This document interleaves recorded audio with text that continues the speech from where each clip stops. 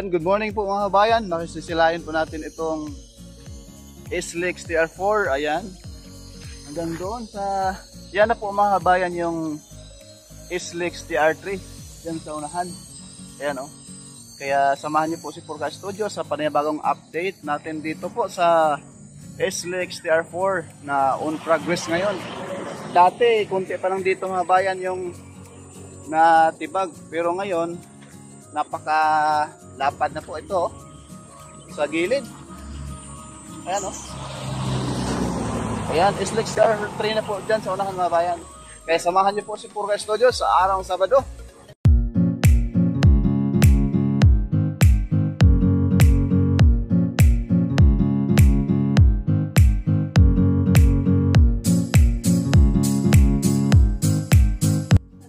Good morning mga bayan, welcome po sa ating latest update rito po sa SLEX TR4.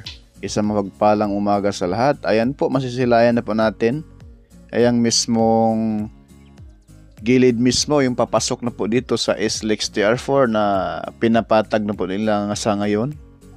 Itong pakanan mga bayan, ito ay kapag galing ka po ng Santo Tomas, papasok ka po ng SLEX TR4. Right side, ayan po, nakaabang na po yung kalsada yan, papasok, no? Entry ng SLEX TR4. Itong kahabaan nito, yung mga sasakyan na dumadaan, ito po yung SLEX TR3, no?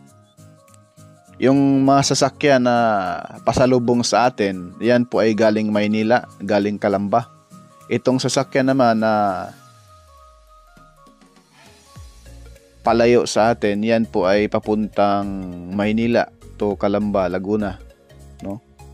Ayan po, formado na po dito mga kabayan. Doon po mismo sa alignment, ayan po sa unahan yung may poste ng Napocor, ayan po yung alignment. Diyan po tatawid yung mismong SLEX TR4 na kung saan ang taas na po ng tambak mga kabayan ng buhangin diyan, no? Formado na po yan mga kabayan. Ayan, dati po nung unang yung last update natin rito ay medyo hindi pa po ganyan. Ngayon po ay sobrang taas na. Halos kalibel na po yan dyan sa mismong poste, no? Patawid dyan sa mismong SLEX TR3. Ayan po mga kabayan.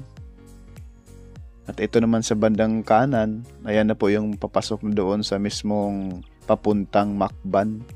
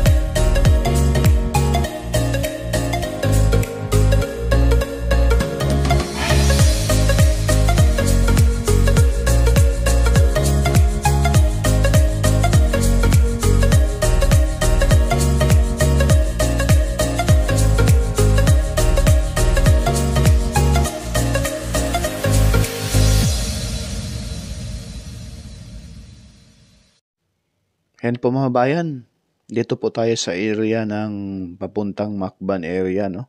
Pero sako pa rin ito sa package C. Ayan po, pasaway na ibon, no? Hinahabol yung ating drone. Yan po mga kabayan, ito na yung alignment, no? At itong SLEX TR4 po mga kabayan, ay may haba po itong 66.74 kilometers at may 7 interchange po ito, no? Ang una po, ito po yung Package A, Santo Tomas to Batangas, Macban, Laguna. Ay may haba po siyang 11.32 kilometers po mga kabayan. Pangalawang interchange po, Package B, ayan na pong Macban, Laguna to San Pablo, Laguna, ay may haba siyang 12.75 kilometers mga kabayan.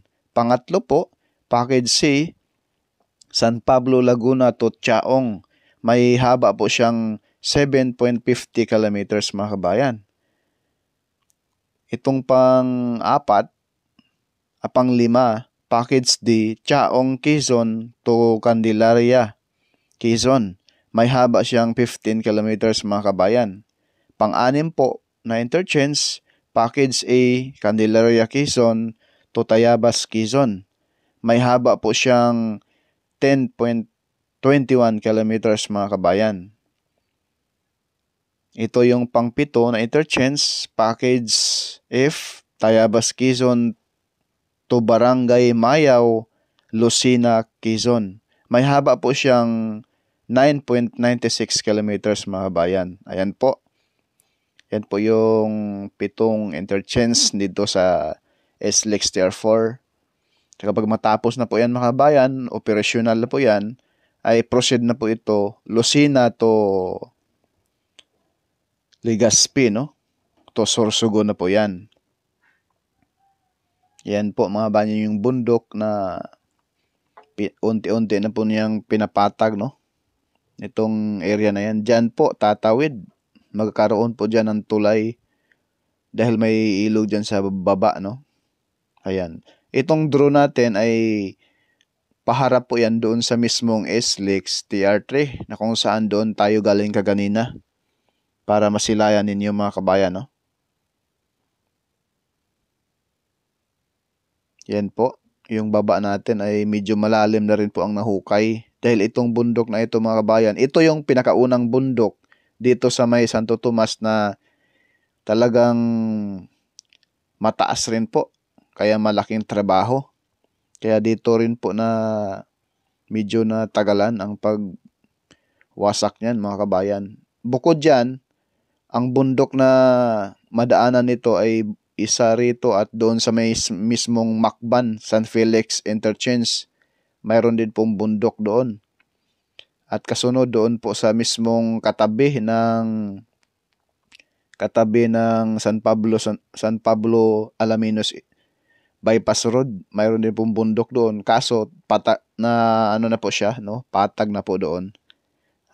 Na-flat na po yung bundok doon, tapos na. Dito na lamang po, dalawang bundok na lang ang talagang binabakbakan ng husto ngayon. Ayan. Ang pundo po nitong expressway na ito mga bayan ay umaabot po sa 13.10 billion pesos, no? Pinupunduhan po ito ng SMC. Ayan. Paatras po tayo sa drone mga bayan para makita talaga ninyo yung baba, no? Mataas na bundok po yan. Kaya, itong bundok na ito po yung makita doon sa SLEX TR3, no? Dito po sa mismong kalagitnaan ng bundok, tumadaan itong SLEX TR4. Kaya ngayon wala pong bulldozer dyan, wala pong nagbubungkal dyan mga kabayan. Kung magustuhan po ninyo yung ating video, ating upload mga kabayan, please po, paki-support naman po sa ating YouTube channel. Paki-like, share, and subscribe na rin po. Paki-hit na rin po ang notification bell, yung all po upang lagi po tayong updated pag may mga bagong videos pa tayo mga kabayan. Ano? Ayan na po yung alignment dyan. Dyan sa baba natin ay medyo malaki na po ang improvement dyan. Patag na po yan. Bundok din po yan mga kabayan, yung medyo malawak sa baba. Katabi po ito sa mismong geothermal dito, no? Sa mismong Santo Tomas, Batangas. Ayan po. Patas po tayo para Makikita po ninyo yung napakagandang view rito sa mismong Santo Tomas, Batangas, no?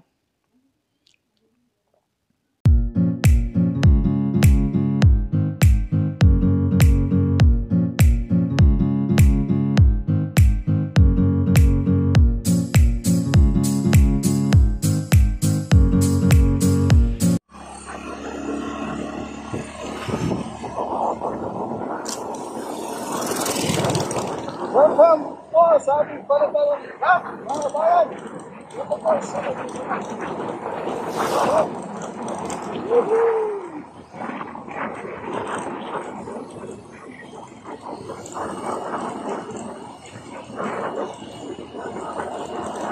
Yan po mga bayan. Pakita ko po sa inyo mga bayan yung mismong mga subdivision dito na talagang marami din pong bahay ang natamaan dito sa alignment nitong SLEX TR4. Ayan po. Diyan po sa unahan atin pong silipin. Ayan po yung bundok sa pinakadulo mga bayan. Diyan po tayo galing kaganina, no? Habang tayo ay nagmumotor papunta rito.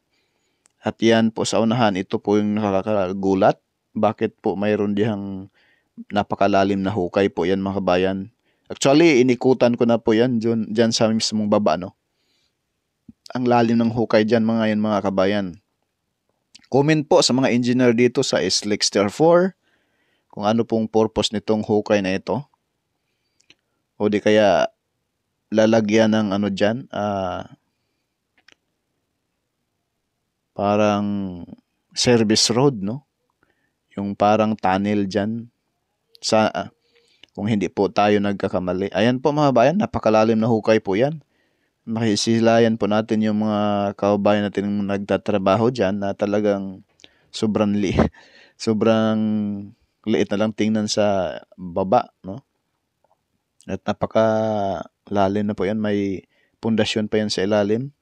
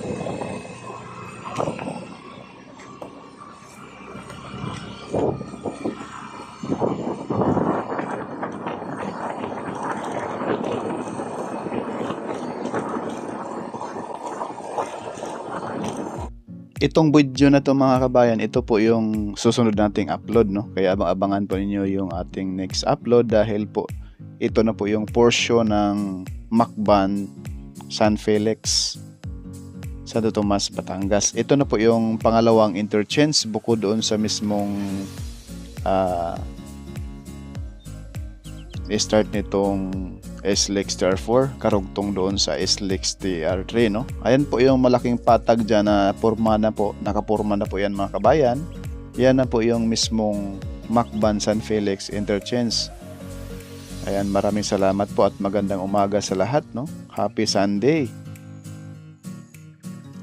Yan po mga kabayan, yan lang po muna yung ating update rito po sa SLEX TR4. Magandang umaga po sa lahat sa ating mga OFW, Filipino migrant worker.